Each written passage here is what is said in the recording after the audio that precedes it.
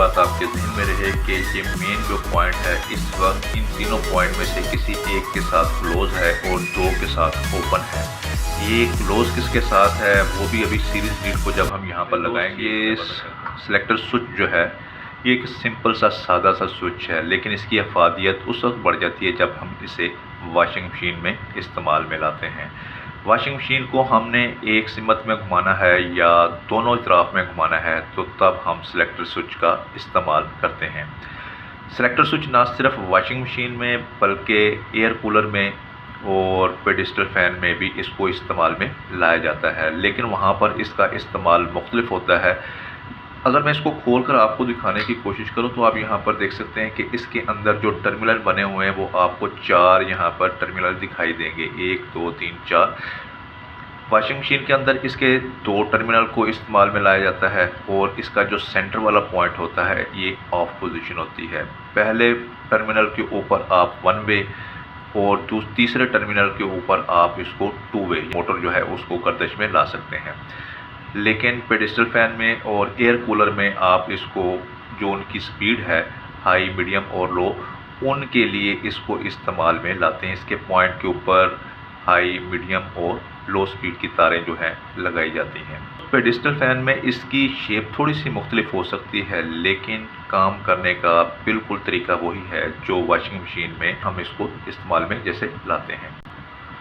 अब बात साथियों फिर वहीं पर आ जाती है, वॉशिंग मशीन के एक मुकम्मल कनेक्शन हम बेहतर तरीके पर तब ही कर पाएंगे जब तक हम उसके स्विचों को मुकम्मल तौर पर ना समझ सकें कि ये काम कैसे करते हैं, यानी कि इनका फंक्शन क्या है। साथियों हमने टाइमर स्विच को समझा था, उसके स्विच के काम करने के तरीके के बारे में जाना था। बिल्कुल इसी तरीके से अब हम इसके अमल को भी सीखेंगे कि ये काम कैसे करता है। अगर मैं ये कहूँ कि इसमें आने का एक रास्ता है और इसमें जाने के 3 रास्ते हैं तो बेजाना होगा, यानी कि इसमें हमने इन 220 सप्लाई यहाँ पर लगाएंगे और इसके जाने के यानी कि करंट के बहाव के 3 रास्ते होंगे।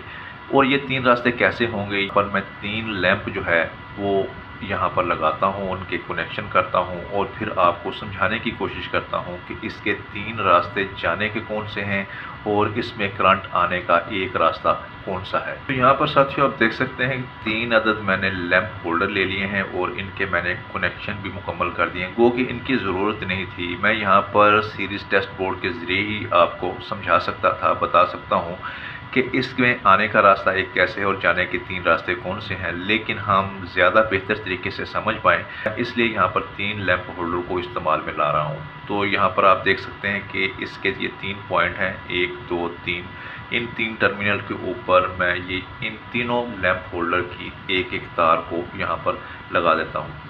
लेकिन इससे पहले यहाँ पर भी आप देखें कि इसके जो एक एक टर्मिनल की यहाँ पर तीनों तारों को कॉमन कर दिया है। यहाँ पर मैं आपको नीचे से दिखाने की कोशिश करूँ तो आप देख सकते हैं वैसे मैंने एक एक तार को निकाल कर कॉमन कर दिया है और जो इनमें से एक एक टर्मिनल बाकी बचता है उसकी एक एक तार मैंने बाहर निकाल ली है और इन्हीं बाकी तारों को हम इनके सेलेक्टर स्विच के 3 टर्मिनल के ऊपर हम लगा देंगे। अब मैं इनके कनेक्शन इसके ऊपर कर लूँ तो मेरे दोस्तों यहाँ पर आप देख सकते हैं कि तीनों लैंप होल्डर की जो एक एक बाकी मादा तार बची थी वो मैंने इसके सेलेक्टर स्विच के तीनों टर्मिनल के ऊपर इनको लगा दिया है।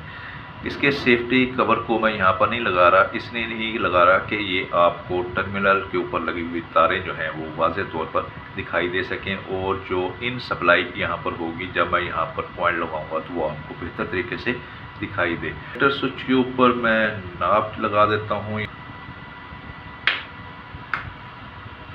तो यहाँ पर देख सकते हैं मैंने वॉशिंग मशीन वाली नाप को इसके ऊपर लगा दिया है और अब मैं लैंप होल्डर के अंदर लैंप और एनर्जी सेवर का इस्तेमाल कर लेता हूँ। यहाँ पर लैंप लगा देते हैं, इस जगह पर भी मैं लैंप लगा देता हूँ और तीसरा जो होल्डर है इसके अंदर मैं यहाँ पर एनर्जी सेवर लगा देता हूँ। लेकिन एक बात आपके जहन में रहे दोस्तों कि ये हमारी वॉशिंग मशीन के जो कनेक्शन है उसी का तसलसल है। पहले हमने टाइमर स्विच की मतलब उसके अमल को जाना, अब हम यहाँ पर सिलेक्टर स्विच के अमल को समझ रहे हैं, उसके बाद हम वॉशिंग मशीन के मुकम्मल कनेक्शन जो होंगे वो करेंगे।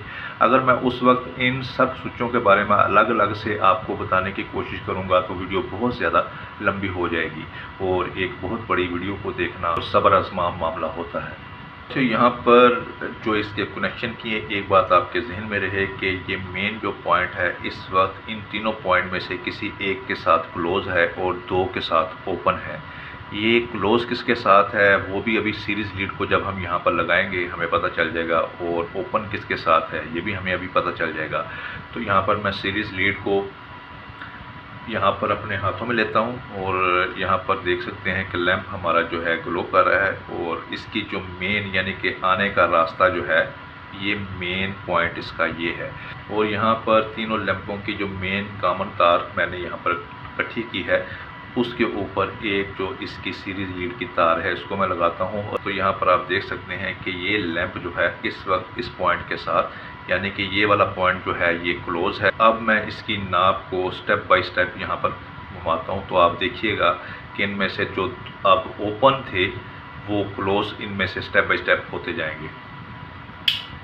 तो आप देख सकते हैं कि अब इसके जो जाने का रास्ता है, करंट के बहाव का जो रास्ता है ये सेंटर वाली यानी ये सेंटर वाला पॉइंट है, इसलिए हमें यहाँ पर एनर्जी सेवर ग्लो करता हुआ दिखाई दे रहा है।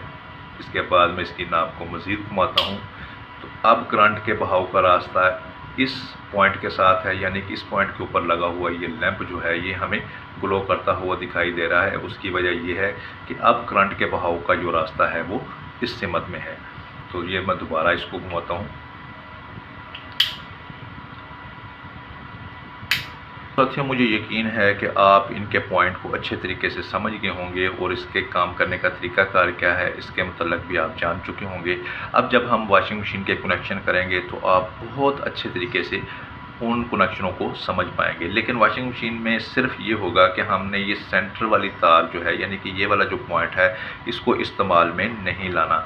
यहाँ पर हमारी वॉशिंग मशीन जो होगी वो ऑफ पोजीशन में होगी। यहाँ पर हमने वन वे के कनेक्शन करने हैं और यहाँ पर हमने टू वे के कनेक्शन करने हैं। कैसे करने हैं? बहुत ही आसान है। जब हम वॉशिंग मशीन के मुकम्मल कनेक्शन करेंगे तो आप बड़ी आसानी के साथ और बड़े अच्छे तरीके से उनको कनेक्शन को समझेंगे भी और इंशाअल्लाह ताला खुद भी कर सकेंगे। काम सीखिए, काम सिखाइए, अमली तौर पर ख़ुद भी कीजिए, लेकिन हिफाजती पहलू को मद्देनज़र रखते हुए। इजाज़त दीजिए। अल्लाह हाफ़िज़।